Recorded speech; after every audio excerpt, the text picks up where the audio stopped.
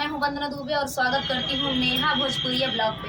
नेहा भोजपुरिया ब्लॉग पे एक प्यारा सा मेरा गीत जा रहा है, चुटकुला नाच गीत। कैसे लगेगा कमेंट बताना। आप लोग से रिक्वेस्ट है, नेहा भोजपुरिया का सपोर्ट करिए, आगे बढ़ाइए। सिस्टर गीत गाती हैं, आप लोग को देख के, आप लोग का प्यार देख के ये भी गीत बस्ती से आई हैं, तो प्लीज़ आप लोग इतना दूर से आई हैं हमारे स्टूडियो में बस्ती से। आप लोग से रिक्वेस्ट है, दीदी का सपोर्ट करिए, सभी से हाथ जोड़ के रिक्वेस्ट है। तो चलिए नाच गीत है, तो कैसे लगेगा कमेंट में बताना।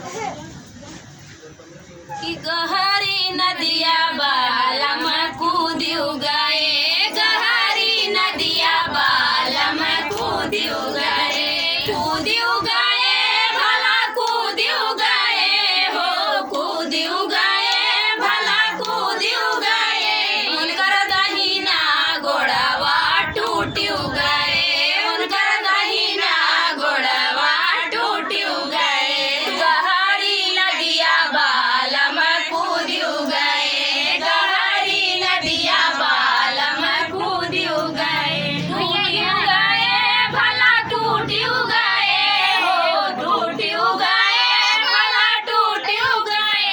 उनकर लतवा के मारब छूटियो गए, उनकर लतवा के मारब छूटियो गए। गहरी नदिया बालम कूदियो गए, गहरी नदिया बालम कूदियो गए, कूदियो गए भला कूदियो गए हो, कूदियो गए भला कूदियो गए।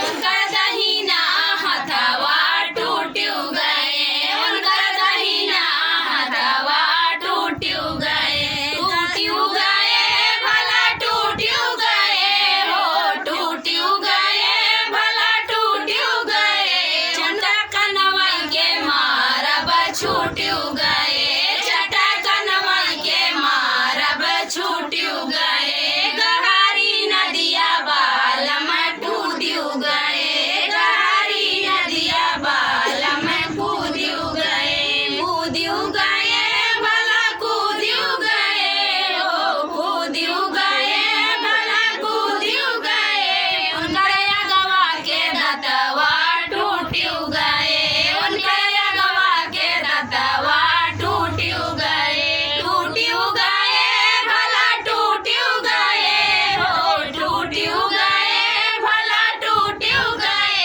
उनकर दतवा के काटब छूटियो गए, उनकर दतवा के काटब छूटियो गए। गहरी नदिया बालम कूदियो गए, गहरी नदिया बालम कूदियो गए।